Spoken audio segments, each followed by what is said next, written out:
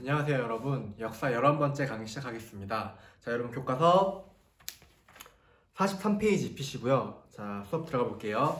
우리는 저번 시간에 근대 문물의 수용을 통해서 조선이 새로운 문물이 들어옴으로써 여러 가지 변화를 겪은 걸 공부를 해봤습니다. 개화 정책으로 여러 가지 시설들이 세워졌죠. 예를 들어서 신문을 발행했던 인사물 담당했던 방문국이라든지 또 우정총국이라고 해서 지금의 우체국과 같은 역할을 하는 기구도 있었고요. 근대식 무기를 만드는 기기창, 또 새로운 화폐를 발행하는 전환국 등의 새로운 시설들이 만들어졌죠. 그리고 이어서 드디어 우리나라에 뭐가 생겼냐면 여러분 철도가 생기기 시작합니다. 철도. 선생님이 저번 시간에 가장 강조한 내용이 뭐였냐면 철도는 양면성을 가지고 있다고 했어요. 긍정적인 측면과 부정적인 측면이 있겠죠. 자, 긍정적인 측면은 여러분 모두 알다시피 철도 기차를 타면 굉장히 빠른 시간에 이동할 수 있겠죠. 지금처럼 비행기나 자동차가 상용화되지 않는 시절이었기 때문에 기차만으로도 굉장히 편리함을 추구할 수가 있었습니다. 반면에 단점이 뭐가 있었죠? 네, 맞아요. 철도는 우리 힘으로 만든 게 아닙니다. 누구의 힘으로? 일본의 힘으로 만들어진 게 철도였습니다. 그렇다면 일본은 왜 우리나라에게 자신들의 자본을 써가면서 철도를 만들었을까요? 그렇죠. 조선을 식민지로 만들고 침략을 용이하게 하기 위해서, 즉 쉽게 하기 위해서 철도를 만들어준 거죠. 그래서 철도에는 뭐가 있다? 편리성과 침략성 두 가지가 있다. 이거 꼭 기억하라고 이야기했었습니다. 그리고 또 새로운 생활 모습이 바뀌었습니다. 어떻게 바뀌었을까요? 치렁치렁 다니던 한복을 줄여가지고 개량 한복을 만들고요. 서양식 옷들이 들어옵니다. 주로 프로이센의 군복 같은 게 많이 들어왔죠. 그리고 또 더 이상 여자와 남자가 밥상을 따로 하고 또 양반이랑 평민이랑 노비랑 따로 밥상을 하는 게 아니라 겸상하는 풍습이 생겨납니다. 그리고 여러분들이 좋아하는 커피나 케이크도 이때 들어오게 되는 거죠. 이렇게 여러 가지 변화를 겪게 됩니다. 자, 이어서 이번 시간에는 근대 문물이 들어오면서 어떻게 그 안에 들어있는 교육, 언론, 문예, 종교 이 네 가지 것들 중심으로 해서 새롭게 바뀐 모습들, 근대화를 맞이한 조선의 새로운 모습들을 이야기해 보려고 합니다. 자, 첫 번째는 교육부터 시작을 해서 두 번째 언론 우리가 보는 신문을 말합니다. 그리고 세 번째로는 국학, 나라의 학문이라는 뜻이에요. 그리고 마지막으로는 문예와 종교의 새로운 경향까지 해서 네 가지 주제를 토대로 해서 살펴보도록 하겠습니다. 첫 번째는 근대 의식의 성장과 교육입니다. 자, 그 전까지 조선시대까지는 어땠을까요? 봉건사회라고 불렀죠. 봉건사회는 뭐가 존재했다? 신분제가 존재하던 시대를 봉건사회라고 합니다. 자, 그렇다면 근대 국가, 근대화를 이룩하기 위해서는 뭐가 필요할까요? 신분의 차별이 존재하면 될까요? 안 될까요? 네, 맞아요, 여러분. 신분이 존재하면 안 되겠죠. 모두가 평등하고 모두가 평등한 권리를 가지고 생활을 해야지만 근대화된 국가로 갈 수가 있겠죠. 그래서 근대 의식이 딱 트기 시작합니다. 그렇다면 여러분 뭘 없애면 될까요? 그렇죠. 조선에 존재했던 신분제를 없애면 됩니다. 자, 그럼 여러분 신분제를 처음 폐지했던 때가 언제였을까요? 네, 맞아요. 1894년에 실행한 갑오개혁 때 처음으로 신분제가 폐지되게 됩니다. 언제라고요? 네. 갑오개혁 때 신분제가 폐지되고요. 어떻게? 사회적 평등이 점점 일어납니다. 하지만 여러분 이때 당시만 해도 어땠을까요? 하루아침에 신분제가 폐지됐지만 몇백 년 동안 이어온 신분제였기 때문에 남아있었겠죠. 나는 양반이었는데 내가 어떻게 노비랑 같이 밥을 먹을 수가 있지? 나는 양반이었는데 왜 내가 천한 평민들, 농민들이랑 밥을 같이 먹고 그럴 수가 있을까? 라는 관념 같은 거, 의식 같은 거 남아있었습니다. 그러면 이 의식을 어떻게 했겠냐면 이어서 독립협회가 자유민권운동을 시행했죠. 이렇게 독립협회도 거치면서 또 애국개몽운동을 펼쳐지면서 어떻게 머릿속에 자리했던 몇백 년간 이어왔던 신분제라는 관념을 서서히 해체시키게 됩니다. 그러면서 어떻게 사회적 평등을 나아가게 되는 거죠. 진정한 의미의 민중이 탄생하는 건 우리가 다다음 시간에 배울 일제강점기 때 3.1운동을 통해서 진정한 의미의 민중, 사회적 평등이 이룩하게 됩니다. 이때까지는 사회적 평등을 위한 기반을 다졌다. 점점 신분제적 관념들이 무너져 갔다 라고 이해하시면 될 것 같습니다. 아시겠죠? 자, 그럼 두 번째로 근대 의식과 성장과 맞물려서 어떻게 근대화를 이룩하려면 똑똑한 사람들, 여러분 같은 인재들이 필요하겠죠. 자, 여러분 인재들을 만들려면 어떻게 해야 될까요? 그렇죠. 교육을 시켜야겠죠. 어떤 교육? 근대화된 교육. 유교나 성리학을 배우는 게 아니라 발달된 서양의 근대 학문들을 배워야 됩니다. 그렇다면 학교를 만들어줘야겠죠. 그래서 어떻게? 최초로 근대 학교가 만들어졌는데 언제냐면 1880년대, 즉 강화도 조약을 맺은 이후에 정부가 본격적으로 개화 정책을 추진하면서 그때부터 근대 학교가 만들어집니다. 최초의 근대식 학교는 1883년에 원산에서 만들어진 원산학사라는 게 있어요. 원산은 여러분 강화도 조약 때 개항한 3개의 항구 중 하나죠. 하나는 인천, 이거는 정치적 목적이었고요. 또 하나는 부산, 이거는 뭐다? 경제적 목적이었습니다. 세 번째는 원산이었어요. 그 원산입니다. 원산은 러시아를 막기 위해 군사적 요충지로 지정을 해서 개항을 한 거죠. 자, 개항을 함으로써 다른 나라 외국인들이 많이 머무르게 되고요. 그러면서 새로운 근대 의식들이 싹 트면서 어떻게? 학교를 처음으로 만든 거예요. 정부가 아니라 민간에서. 그래서 민간에서 만든 학교가 원산학사입니다. 아시겠죠? 자, 이렇게 민간에서 새로운 학교를 만드니까 정부도 가만히 있으면 안 되겠죠. 그래요. 그래서 외국인을 초빙해가지고 정부에서 만든 학교 이름이 6001입니다. 여기서는 주로 외국어라든지 근대 학문을 익히는 데 필요한 것들을 가르치는 그런 것들을 학문을 가르치는 걸 만들었다고 합니다. 그래서 이거를 정부에서 만들어서 유경공원을 만들었습니다. 아시겠죠? 자, 세 번째로는 이제 본격적으로 학교가 정부가 두 손을 걷어서 본격적으로 학교를 만들기 시작합니다. 어떻게? 관립학교, 국가가 만들었다는 뜻이에요. 국가가 만든 학교가 등장하는데 이거는 크게 두 가지. 하나는 갑오개혁 때 발표한 교육 입국 조서, 교육으로 나라를 세우겠다. 그리고 두 번째로는 광무개혁 때 실시한 광무개혁 때 새로 세운 학교, 이렇게 두 가지로 나눌 수가 있어요. 자, 교육 입국 조서 처음 반포합니다. 자, 여러분 새로운 학교를 만들어야겠죠. 그럼 학교에는 누가 가장 필요할까요? 맞아요.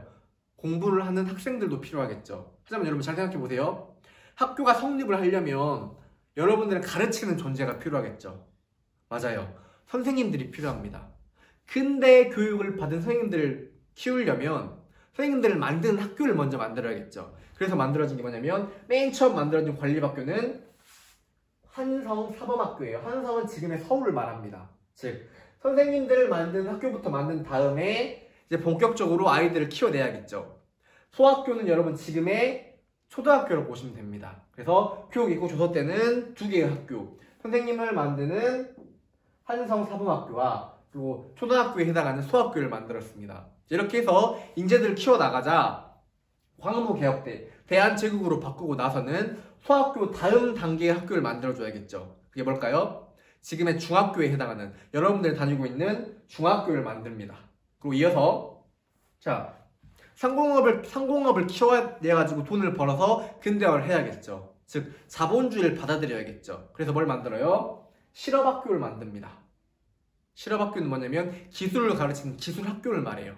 아시겠죠? 이렇게 교육입국 조서 때는 한성사범학교와 소학교를 만들고 광무개혁 때는 중학교와 실업학교를 만들어냅니다.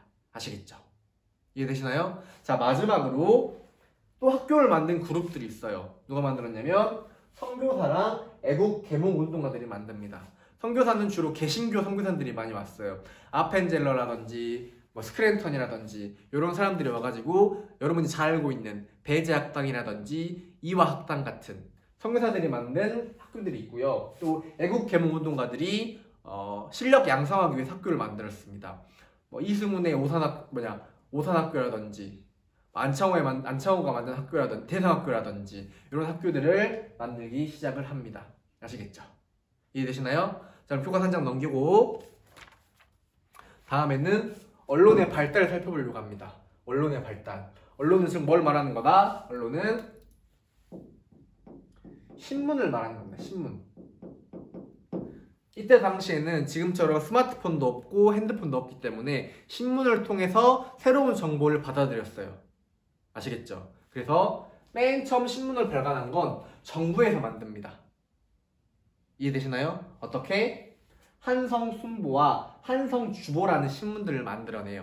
자, 그럼 여러분, 저번 시간에 배운 것 중에서 인쇄업무를 담당하고 신문을 만들었던 근대 시설이 뭐가 있었죠?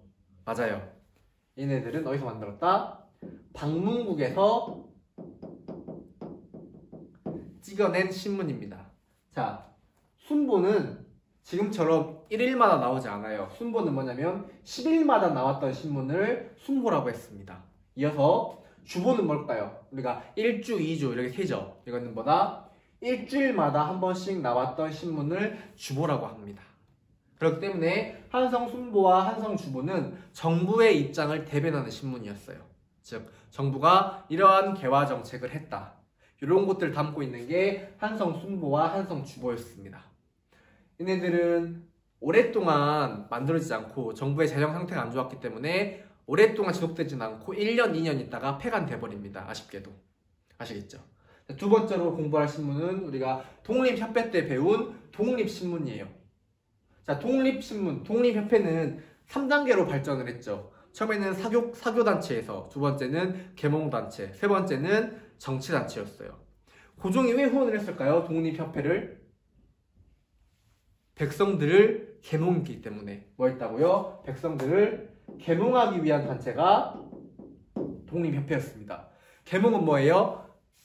무지한, 잘 알지 못하고 아는 게 없는 일반 백성들을 깨우쳐주는 거죠. 자, 백성들이 어려운 한문을 알까요, 여러분? 아니죠. 한글을 잘 알겠죠. 그래서 독립신문은 계몽을 목적으로 만들어졌기 때문에 어떻게 했다? 순한글로 반포가 됐습니다. 순한글로 쓰여졌습니다. 거기다가 또 이 독립신문을 만들다 보니까 서양에 있는 많은 사람들이 와서 궁금해해요. 조선이란 나도 신문을 발간했네, 출간했네. 이 내용이 어떤 내용일까 궁금하잖아요. 그래서 어떻게? 서양의 요청을 받아들여가지고 서양인들이 볼 수 있게 영문으로도 찍어냅니다. 아시겠죠? 그래서 독립신문은 계몽을 목적으로 만들어졌고 그렇기 때문에 순한글로 찍어냈다. 그런데 서양 사람들이 조선의 상황을 궁금하게 여겨서 서양인들의 요청을 받아서 어떻게? 영문으로도 찍어냈다 라고 이해하시면 됩니다. 아시겠나요? 자, 이어서 세 번째는 제국신문이에요. 제국신문은 김종인이라는 사람이 찍어낸 신문인데요. 이거 마찬가지로 부녀자층, 즉 부인들을 대상으로 만들어졌고 서민층을 대상으로 만들어졌기 때문에 어떻게? 순한글로 찍어냈습니다. 생각보다 굉장히 인기가 많은 신문이 제국신문이었어요. 잡다한 이야기, 부녀자들이 좋아할 만한 이야기, 연애라든지 가십거리 이런 것들을 담고 있는 게 제국신문이었습니다. 자, 네 번째, 그럼 제국신문과 반대되는 성격의 신문이 황성신문이에요. 황성신문은 유생들, 성리학을 공부한 유생들을 대상으로 만들어진 신문이기 때문에 어떻게? 한문이랑 국어랑 섞어서 사용했습니다. 그걸 뭐라고 하냐면 국한문 혼용이라고 불러요. 자, 우리 을사늑약이 맺어지고 나서 장지연이라는 유생이 신야 방성대국을 썼죠. 무슨 내용이었죠? 이날 나는 목 놓아 크게 운다 라는 의미였죠. 이게 실린 게 황성신문이었어요. 신야 방성대국은 한문으로 쓰인 글입니다. 당연하게도. 아시겠죠? 자, 그리고 마지막으로 가장 중요한 신문이 바로 대한매일신보입니다. 자, 여러분, 이 신문들은 조선인들, 한국인들이 지었기 때문에 일본이 엄청난 압박을 넣었습니다. 야, 어떻게 너희들이 우리 일본을 비판적인 기사를 쓸 수 있어? 하면서 압박을 엄청 넣었어요. 그래서 일본을 비판하는 신문들을 마음껏 쓸 수가 없었습니다. 심지어 신야 방성대국이 실린 황성신문은 이게 딱 발간되자마자 일본이 압박을 넣어가지고 한 달 이상 폐간을 당해요. 정간을 당합니다. 그럴 정도로 일본의 압박이 심했어요. 하지만 대한매일신보는 누가 참여했냐면 만드는데 영국인 베델이라는 사람이 참여를 합니다. 베델. 자, 그리고 일본이랑 영국은 어떤 조약을 맺었죠? 기억을 더듬어 보면 영일 동맹을 맺었죠. 그죠? 동맹국이었기 때문에 일본은 함부로 압박을 넣을 수가 없었습니다. 그래서 필연적으로 영국인 베델이 참여했기 때문에 굉장히 일본에 대해서 비판적인 기사를 마음대로 썼어요. 거기다가 이 양기탁이라는 사람은 누굴까요? 이 사람은 우리가 저저번 시간에 공부했던 신민회를 이끌었던 사람 중 하나였습니다. 그렇기 때문에 대한매일신보는 어떻게 보면 신민회의 기관지 같은 존재였어요. 아시겠죠? 그래서 일본의 비판적인 기사를 굉장히 많이 썼습니다. 거기다 또 하나, 국제 북소사운동이 전국적으로 확산하는데 크게 기여한 신문이 바로 대한매일신보였습니다. 마찬가지로 모든 백성들이 읽어내기 때문에 영문과 한글로 찍어낸 게 대한매일신보였습니다. 아시겠죠? 하지만 우리가 1910년에 일본한테 나라를 빼앗기고 나서 가장 인기가 많았던 대한매일신보를 대한을 빼버리고 매일신보라고 해서 총독부의 기관지로 만들어버립니다. 그래서 나라를 빼앗기자마자 어떻게 보면 폐간이나 다름없는 신세를 진 게 대한매일신보였습니다. 이 5가지 신문 중에 가장 중요한 건 대한매일신보예요. 왜? 영국인이 참여를 해서 어떻게 일본에게 굉장히 비판적인 기사를 쏟아냈기 때문입니다. 아시겠죠? 이해가 되시나요?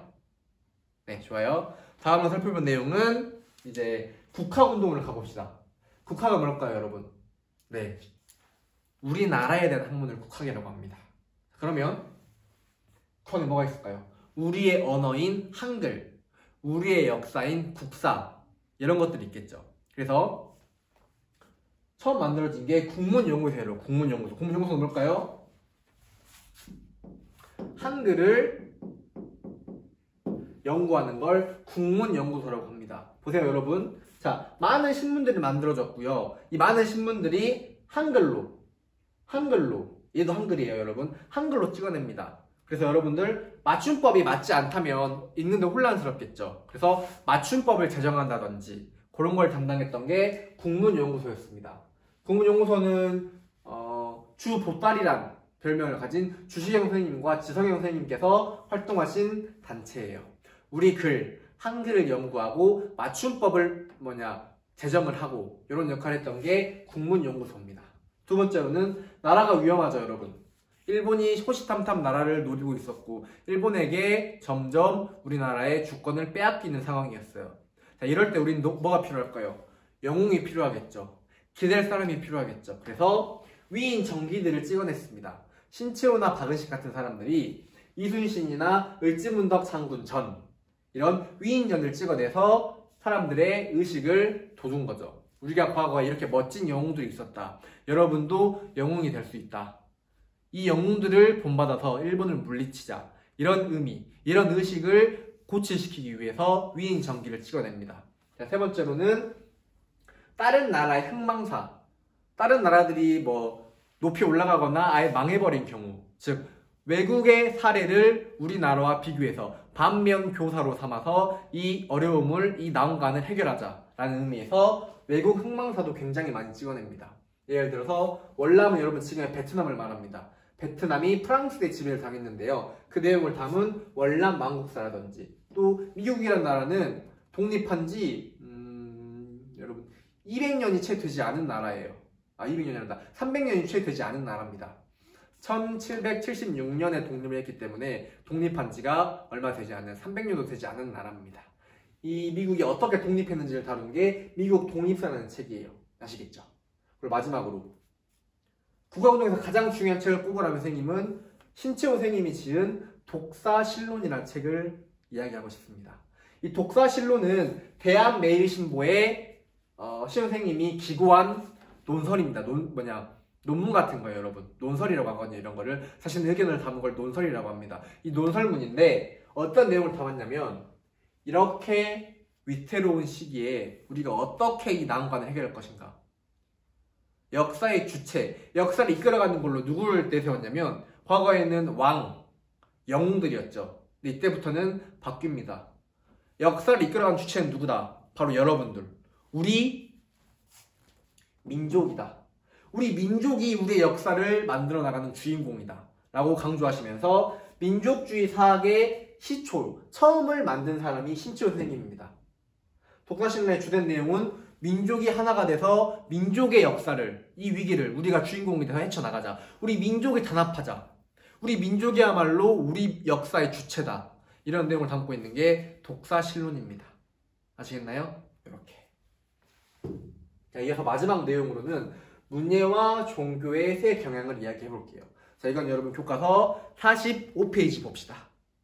45페이지 보면은 뭐 그림도 나오고 밑에 보면은 만화 같은 것도 나오죠. 자, 이게 바로 근대 개화기 시기에 새롭게 바뀐 내용들이에요.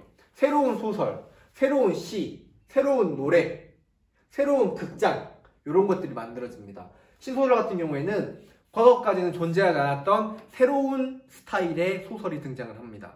예를 들어서 이인직이라는 사람의 혈의 누라든지, 지금 여러분 교과서 45페이지에 나와 있는 동물들의 입을 빌려서 인간사회를 비판한 금수회의록이라든지 이런 내용들이 새로운 형식의 소설로 만들어집니다. 이어서 신채씨는 새로운 형식의 시를 말해요. 뭐 초장, 중장, 종장 나누는 딱딱한 형식의 시가 아니라 산문의 형식을 빌려온 새로운 형태의 시를 말합니다. 이 시로 대표적인 사람이 누구냐면 최남선이라는 사람이 지은 해에게서 소년이라는 시가 신채씨의 처음을 여는 시입니다. 아시겠죠? 이어서 네 번째로는 찬가가 있습니다. 찬가는 서양에서 들여온 찬송가 있죠, 여러분. 그 찬송가에다가 우리나라 말을 덧붙인 노래를 말해요. 요거를 찬가라고 부릅니다. 아시겠죠? 마지막으로 서양식 극장인 원각사가 세워집니다. 그래서 이 신소설을 각색해가지고 요거를 원각사에서 공연을 했다고 합니다. 아시겠죠? 자, 이어서 마지막으로 우리 종교 좀 살펴볼게요. 종교는 크게 5가지로 볼 거예요.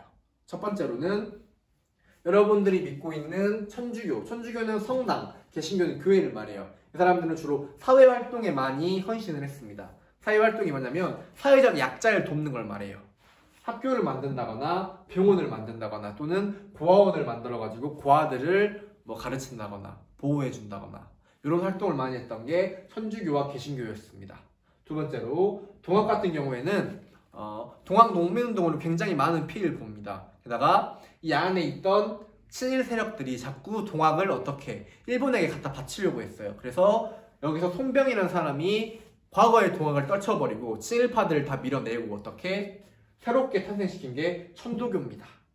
새로운 동학이라고 보시면 됩니다. 아시겠죠? 세 번째로는 대종교. 대종교는 또 다른 명칭으로 당군교라고 불러요. 즉 당군을 숭배하는 종교를 대종교라고 합니다. 나철 5기호, 을사늑약을 맺었던 을사오적을 암살하려고 암살단을 만들었던 나철과 5기호가 만든 종교가 대종교입니다. 왜 대종교가 중요하냐면 여러분 1920년대에 넘어가서 일본에게 나라를 되찾기 위한 독립군들이 등장을 해서 열심히 싸웁니다. 이 독립군들을 지지하고 지원하고 정신적인 버팀목이 되어줬던 게 바로 대종교입니다. 그래서 1920년대 넘어가서 독립운동을 했던 추사들, 이 사람들은 전부 다 독립군들은 전부 다 대종교를 많이 믿었다고 해요. 그래서 대종교는 국외 독립운동에 커다란 기여를 한 종교입니다. 지금에는 거의 흐지부지 돼서 믿는 사람이 많이 없습니다. 하지만 일제강점기에는 가장 애국적인 그런 종교가 바로 대종교였습니다. 마지막으로 유교는 받은 시기, 불교는 한용운이 등장해서 과거에 있었던 유교의 문제점, 불교의 문제점들을 개선해 나가자. 유교 구신론이라든지 이런 것들을 새롭게 주장을 합니다. 아시겠죠? 자, 여러분 오늘 배울 내용들은 어떻게 보면 굉장히 내용이 많았어요. 어떻게 교육부터 시작을 해서 언론, 문예, 종교까지 굉장히 많은 내용들을 살펴봤습니다. 여기서 하나하나 강조하고 싶은 게 뭐였냐면 교육 같은 경우에는 어떻게 했다? 인재를 양성하기 위해서 학교들을 만들어냈다. 크게 두 가지가 있는데 교육입국조서, 가보개혁 때 반포한 교육입국조서에서는 선생님들을 키우는 한성사무학교와 소학교들, 초등학교를 만들었고 이어서 광무개혁에서는 중학교와 실업학교, 기술학교를 만들었다. 이게 핵심이 될 것 같아요. 이어서 신문 같은 경우에는 총 여러 가지 신문이 나왔지만 가장 강조하고 싶고 여러분이 꼭 기억했으면 좋겠는 신문은 뭐가 있냐면 대한매일신보였습니다. 영국인 베들과 신민회의 간부였던 양기탁이 합작을 해서 만든 신문이었어요. 영일 동맹을 맺었기 때문에 일본은 대한매일신보에게 압박을 넣을 수가 없었고 일본에게 굉장히 비판적인 기사를 많이 써낸 게 바로 대한매일신보입니다. 아시겠죠? 특히나 국제부사운동을 활발하게 전개하는 데 도움이 됐던 신문이 대한매일신보였습니다, 여러분. 자, 이어서 국학운동에서는 많은 신문들이 한글로 만들어지니까 맞춤법 같은 게 헷갈리겠죠. 그래서 이 맞춤법을 다시 재정립하는 국문용어서를 만들었고요. 또 영웅들을 위한 지금 위기를 헤쳐나갈 영웅들을 기다리는 위인 정기라든지 또는 외국의 흥룡사 그리고 가장 중요한 신채호의 독사신론이 나옵니다. 독사신론은 뭐였죠? 역사의 주체는 누구다? 왕도 영웅도 아닌 우리 민족이다. 즉 민족주의 사학의 시초를 연 게 독사신론입니다. 자, 문의 종교의 성향에는 여러 가지 것들이 나왔어요. 신소설, 신체시, 창가, 새로운 극장이 서양식 극장의 원가서도 만들어지고요. 또 새로운 종교들의 변화로는 천주교, 개신교, 사회운동에 몰두했고요. 동학은 이름을 천도교로 바꿨습니다. 또 대종교는 왜 중요했냐면 국외 독립운동들의 정신적인 지지대 역할을 했던 게 우리 민족의 종교였던 대종교였습니다. 마지막으로 유교와 불교에서는 박은식과 한용운 같은 사람들이 나와서 과거에 이 유교와 불교를 바꾸자, 새롭게 바꾸자를 주장했던 것들이었습니다. 아시겠죠? 여러분 수업 듣는 날 대단히 고생 많으셨고 마찬가지로 2시 반까지 구글 퀴즈 핀 다음에 제출해 주시면 되겠습니다. 여러분 수업 듣느라 대단히 고생 많았습니다.